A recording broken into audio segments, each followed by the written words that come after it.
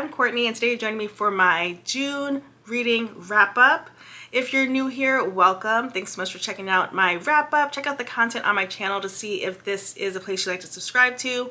If you're returning, thanks so much for coming back. Don't forget to hit the subscribe button, hit the bell for post notifications, and if you're interested, check out the memberships to get a few more perks as a member.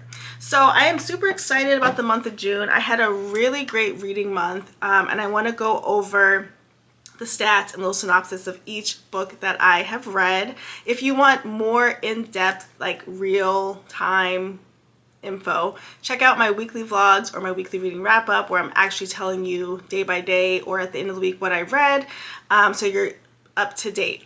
So if you're new here, I am keeping a reading journal. This is the Amanda Rach Lee reading journal. I picked it up late, which is why it's a blue fuzzy cover. I would never pick this, but I'm tracking obviously what I am reading.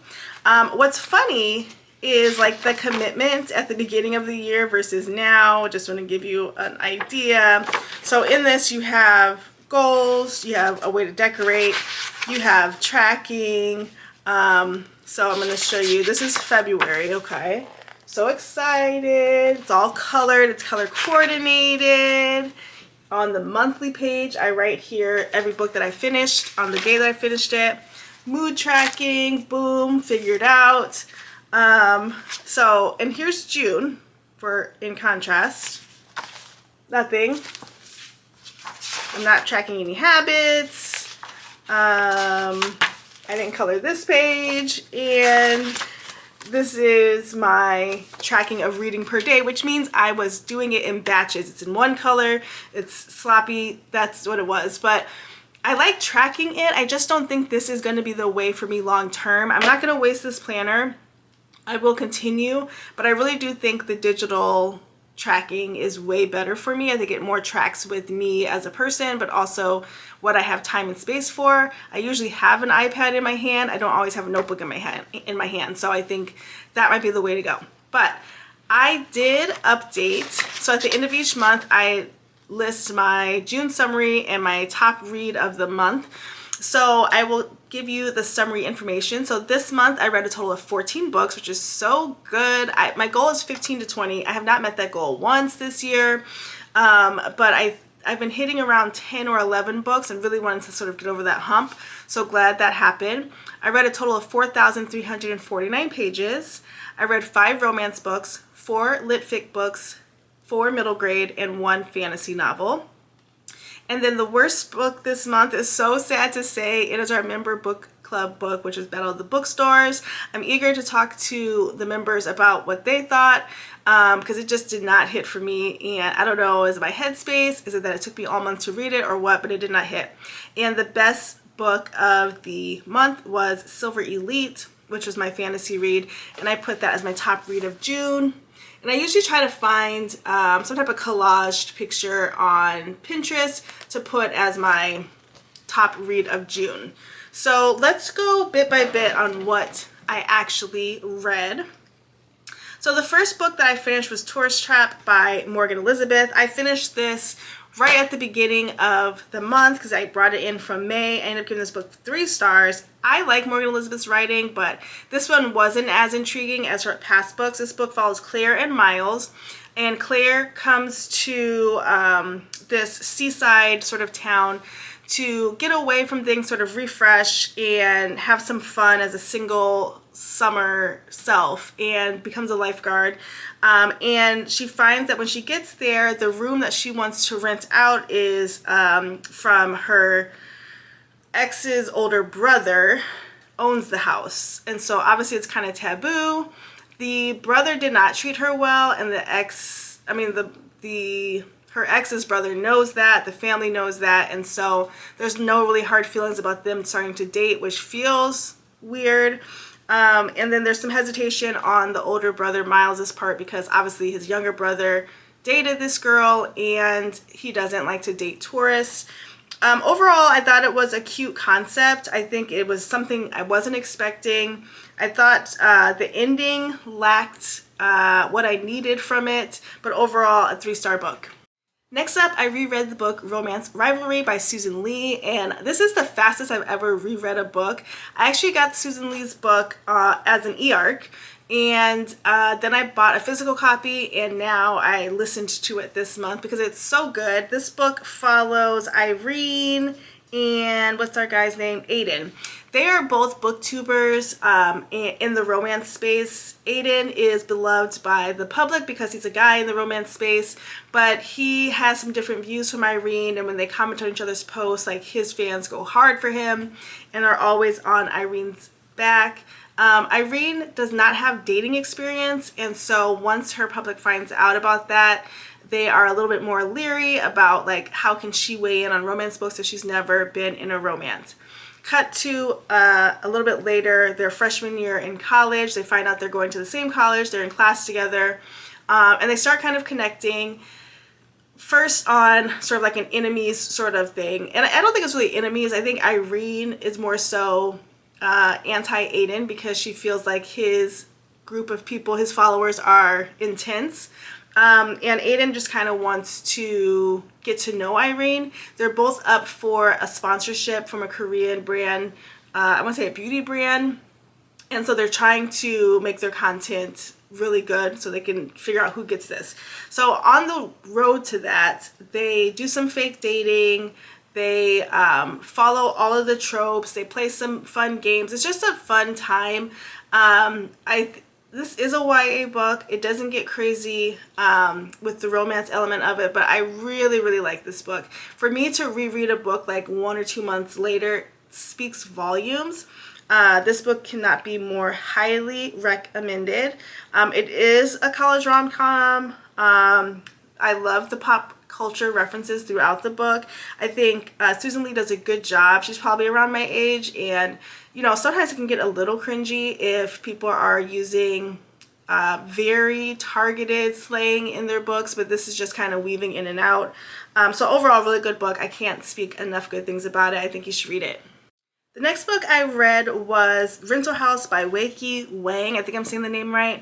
And I ended up giving this book 4 stars. It really was a 3-star, but I always like to boost folks of color's books on Goodreads. So I did give it 4, but I was disappointed. So it starts with Kei-Ru and Nate.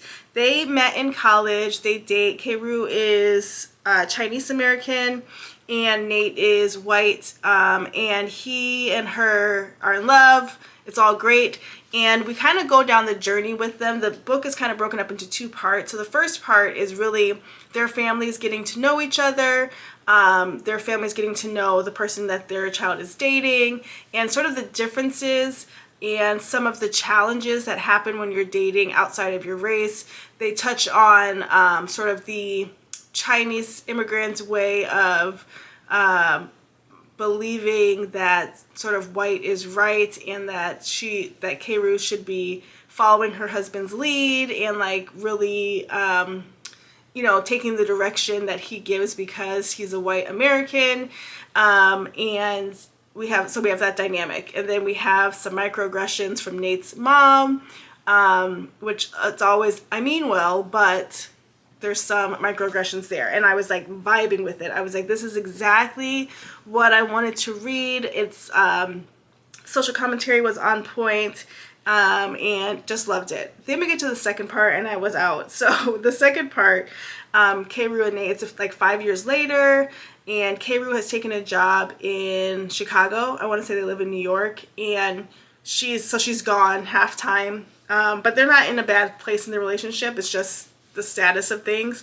And so they go on this sort of couples retreat, and they meet this other couple, and then the next half of the book is all about them interacting with this other couple, and it just didn't hit the same way. It's like it literally was 2 different books, and I really wish the book had continued with the original plot and saw that through. And so the second half lost me a bit, and that was unfortunate, but I would read something else from this author because it was just a very intriguing read. Alright, the next book I read was Julie Chan is Dead. This also could have been a top read of June. This is a recent book, and I believe they had it on sale on ebook daily deals. You could follow her on Instagram. She always has a list of the deals on Kindle. And generally those books are the same ones on sale on Kobo, so if you're doing one or the other. So I ended up giving this book 5 stars on Goodreads, but a 4.75. This book follows Chloe and Julie, obviously, and they are sisters, twins, and they did not grow up together. They went into foster care around 5, and Chloe got adopted by a very affluent white family, and she has grown up sort of not really connected with her Asian culture, but has a very privileged life. And then Julie is currently a supermarket cashier. She grew up with her aunt, and so has the, I guess, the grounding in her self and her community and her actual biological family, but it's not doing well as a whole. And so Chloe is an influencer, and Chloe's making buku bucks. Julie is like literally drowning in sadness because her life is not what she wanted it to be. And then Chloe reaches out to Julie to connect. Julie's super excited. Chloe comes with her, kind of vlogs it, and then Julie finds out that the whole thing was just for views, and Chloe does a video called Finding My Long Lost Twin and Buying Her a House, #emotional. And so when she realizes that, she's just not very happy, and so she calls her to just like find out what's the real tea, what's going on, and Chloe doesn't respond or answer for a few days. So Julie goes to her home in New York, which is kind of a stretch because she didn't have any money, but it's fine, and finds that Chloe is dead. And so since they are twins, the doorman at Chloe's apartment did think that Julie was Chloe, and Julie just kind of goes along with it, right? And so from there, Julie steps into the role of Chloe and is in this influencer world, just trying to navigate, like, you know, assistants and brand deals and stylists and all of these things and these parties she has to go to, and at the same time, you know, kind of dealing with the haunting of her sister, who she has literally taken over her whole life. And then it kind of culminates as she's invited to this week-long influencer trip with these ladies who are a little oddball. So then it turns into like psychological thriller a bit as we're trying to figure out these ladies on the island. Anyway, really good book, 320 pages. I thought was the perfect amount of pages for this type of book. And I had never read anything from this author, who's Leanne Zhang, but really good book. Totally recommend it. The next book I read was Silver Elite by Dani Francis. Again, this is my top read of June. I gave this book 5 stars, and I'm so sucked into this world. I hope book 2 comes out soon. And so this book was a romantasy. I don't say it was overhyped, but it's in that sort of pile of, you know, Lauren Roberts and Rebecca Yarros type books. And so I was a little hesitant going in, but I heard great things about it. And this book follows, oh my goodness, what are their names? Hang on, let me find their names. Okay, Rin, and she has, we're in a dystopian world, right? And Rin has modifications. And modifications means she has some sort of extra power that other people do not have. And in this dystopian world, mods are hunted down and are not welcome. So her mod is that she can read minds. And her guardian, who took her at 12, spent a ton of time, and she's 20 now, or 19, has spent a ton of time sort of helping her learn how to pretend not to be a mod. And so when her guardian is removed away from her in a very tragic way, she's picked up by the Silver Block, which is this sort of like military camp that's all about hunting down mods. And they're like, look, if you're not a mod, you're good, you can come with us. So she gets into this boot camp and has to sort of go through this training on how to take down her own people. Throughout this, she runs into Cross Redden, my new book boyfriend. He was amazing in this book, but he is the king's son, and is sort of like a part of this whole regime to take down mods, and they have this chemistry that is unmatched. Rin is a little bit of a wildfire, sort of unpredictable person. She's constantly trying to run away. She's not interested in being in part of anybody's military, anything, and she wants to kind of help her people, so she tries to find a way to do that. 5 stars. read this book. Even if you're not a fantasy person, I think you'll like it. The thing I liked most about this, and I put on my Goodreads review, is that it was so readable. I think, as I've mentioned so many times, I am not a huge fantasy reader, and by huge I mean, yes, I do read fantasy often, but I'm not reading like these really highbrow fantasy, like you can't understand anything that's happening, like that's just not me. And this book was so accessible. The language is accessible. You could pronounce all the names, you could pronounce all the locations. It didn't get lost in the middle anywhere. So good. Also, with it being a romantasy, that plot was going. Like, they never stopped moving the plot, even though it was a romantasy. And I think that is what some of the romantasies lose, is that they get so focused on the romance that we lose the plot. In this book, the plot moves forward, character development's on point, and the romance, top tier. Read this book. Next up, I read Dawn and the School Spirit War. I am, if you don't know, I am rereading Babysitter's Club in publication order, including super specials, but not the mysteries. I started this about 2 years ago, and this was book 84? Yeah, 84. And this is a book that I really liked a couple years ago when I read it, because it has a lot of political commentary with it. I'll just give a brief overview because it's literally a Babysitter's Club book, but it basically follows Dawn, who they're having a month-long spirit month at this school, which is crazy. As a former administrator, if I had to develop 30 days of it's too much. And there's pajama day coming up, and Dawn is like, I'm not interested in pajama day, because she doesn't feel like everybody should have to dress up. There's like a yellow day, whatever. She's not into everybody uniformly doing this one thing. Marianne kind of gets on Dawn's side, not because of the political aspect of it, but because she's modest and does not want to wear like her pajamas to school or anything like that. And so they get into this sort of debate around how many people have to participate in the school spirit war, and it gets to the board, and like it's this whole thing. And so I like the book just because it's a little bit messy, and I don't care for Dawn as a character, but in this book I did enjoy. The next book I read was The Nantucket Restaurant by Pamela Kelly. This book just randomly popped up on my like recommended books, and if you haven't known, because you weren't watching, I am in my lit fic grind era, so anything lit fic family related, I'm here for it, and that was this one. I gave this book 3 stars. This one is kind of like a little bit faded in my memory, but basically we follow 3 sisters who inherit a restaurant from their grandmother or aunt or something, and it's not that they're not close, they just all live very separate lives. And so they have to come together, and they have to work in the restaurant for 1 year together in order to get the restaurant as their own. If they don't, the grandmother's business partner will take all shares of the restaurant.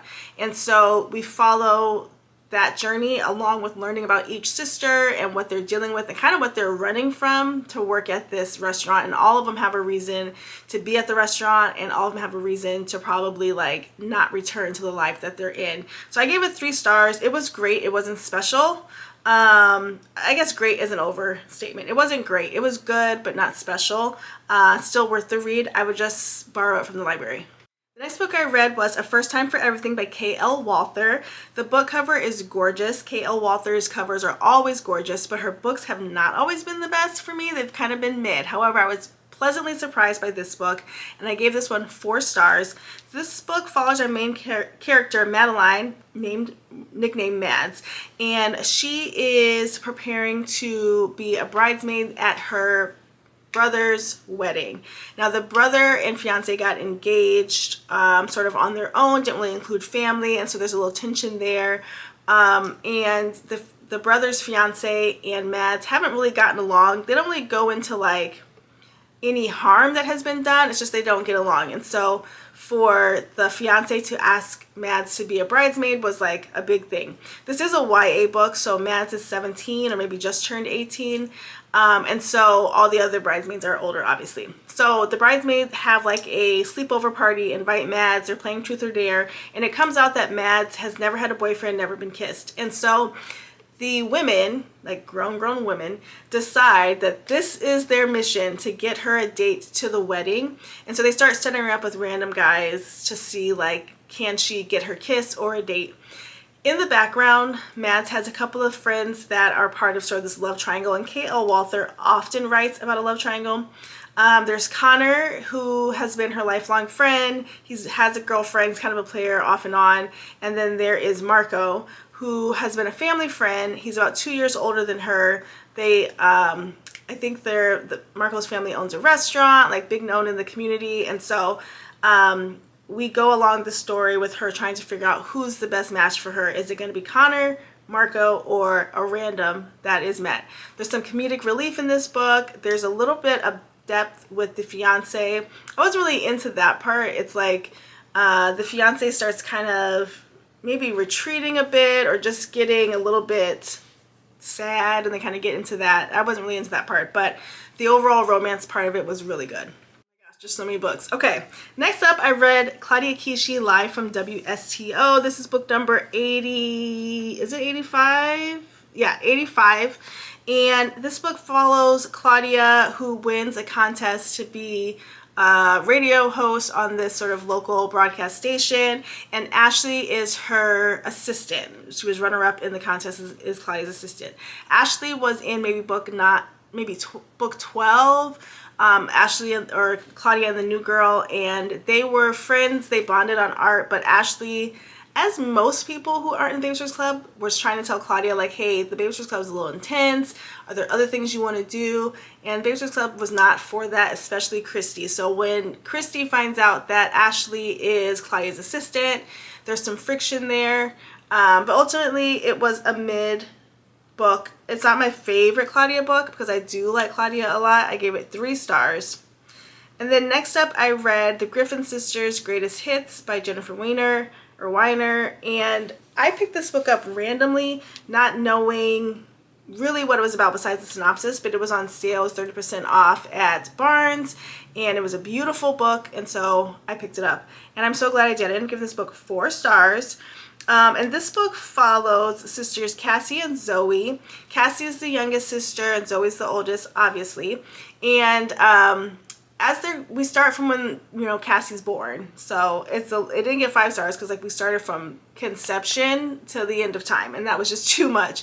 But Cassie, being the youngest, was not I guess was a little bit more difficult than Zoe. Zoe was traditionally beautiful, very well mannered, and Cassie was not traditionally beautiful, a little heavy set, a little demanding, and the mom kind of set up this dynamic of where Cassie was more work than Zoe.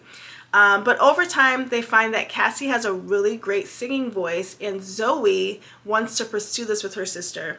And Zoe's thing is that Cassie only sings with her because Cassie's very shy and wasn't really communicative unless it was going through Zoe. So time goes on, they're like teenager age. They do get signed, and they become this sort of pop group circa 2003. It reminds me, I've said this before, of AJ and Allie type vibes. They have, it's them, they have a guitarist, and they have Russell, and they have a drummer, Tommy.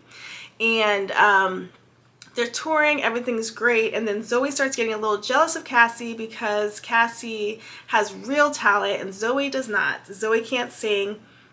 She's thrown on tambourine, but she's like the visuals, right? So she has a place, but her place is starting to be less and less important. Also, there's a love triangle between Russell, Cassie, and Zoe, which I had my jaw on the floor once that resolved. And the book also is on dual timelines because Cassie, post the breakup of the girl group here, Cassie kind of falls off the radar, and she's been in Alaska for 20 years. And Zoe's daughter, Cherry, is now wanting to be in the music business and hunts out Cassie, and so we have that kind of going too. Really good book. It sounds a little more confusing than it is right now, but it is a good book, and I definitely recommend it.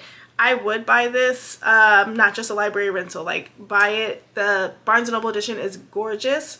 I showed it when I got it a few weeks ago, so check that out on my channel, but beautiful, beautiful. 4 more books. I'm going to speed run it. Next, I read Baby Sisters Remember. This is Super Special number 11. I have fallen off the Super Specials train, so I know I'm a little backed up, but I picked up at 11, and I need to make sure I go in publication order. And this book is just a book where all of the Baby Sisters Club remember a significant memory from childhood, and this is based on a summer assignment that is given to the girl, or given to Christy. And so each chapter is a member of the Baby Sisters Club, including Logan and Shannon, talking about a significant memory. I think just like any of the Super Specials or any of the books, the people that you really like, their stories are more significant. I didn't really care about Shannon's story. I didn't really care about Christy's story. I love Stacy's story the best because it talks about her being diagnosed with diabetes and her friend, quote unquote, Lane, and how Lane treated her when she first was diagnosed. So I thought that was good. I think I gave it 4 stars. Then I read Sounds Like Love by Ashley Poston. This was the book I said I was not going to read this year, but I ended up giving this book 4 stars. This book follows, I have their names, Joni. And Joni is a songwriter who has a song in her, but she can't get it out. She is hearing some voices in her head around a song and some melody. She heads back to her hometown, really to help out her family. Her family owns this sort of pub, bar and grill type place, and her mother's in the early stages of dementia and it's getting worse, and so she goes back to help the dad for a little bit and to just like clear her mind and get to writing. And when she gets there, her parents automatically are already saying like they're gonna close down the bar and grill, and she notices that her mother is getting a lot worse with her condition, and she's still trying to write this song. And so Ashley Poston generally does magical realism, and in this book, the magical realism is set around a telepathic connection with another person, and this is how the song gets written.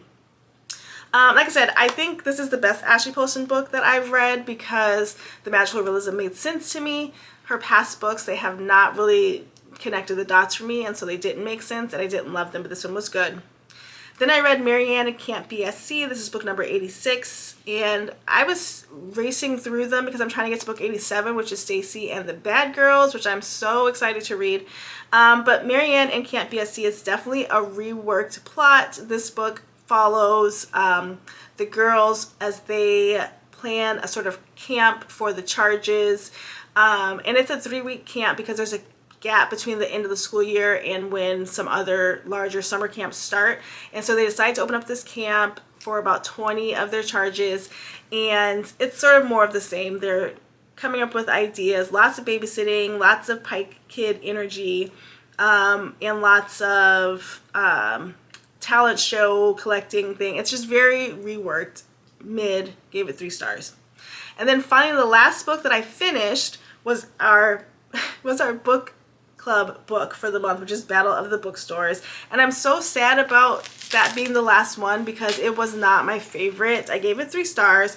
This book follows Josie and Ryan, and it's loosely like the movie You've Got Mail. And so Josie and Ryan are both bookstore owners. They have an adjoining bookstore. And the owner comes to them and just says that he's going to combine the stores. Whoever has the best sales in the next month will be the manager for the store. And both of them have very niche stores. So Josie has a literary fiction store and Ryan has a romance store. And so they're trying to get more attention for their stores, more sales.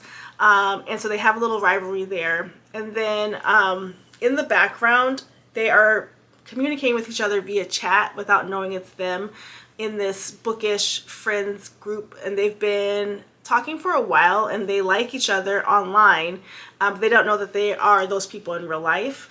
And then we get some fake dating, we get forced proximity, we get all the things thrown into one. I think what really made me struggle with this one is that it did not get moving until about 46% into the book, and that's too long. And it was a slow burn even after that, and that just did not resonate with me.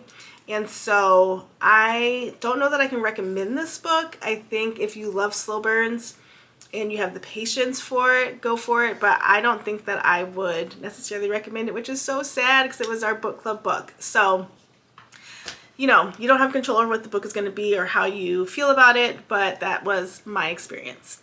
So those are all of the books that I read in June. Like I said, I felt like I had a really great month. I would love to hear how your month went. Did you read any of these books? Do any of these books sound good to you now that you've heard more about them? Don't forget to comment down below all of your thoughts. As always, thanks so much for watching. Don't forget to like, comment, and subscribe, and we'll see you in the next one. Bye, guys.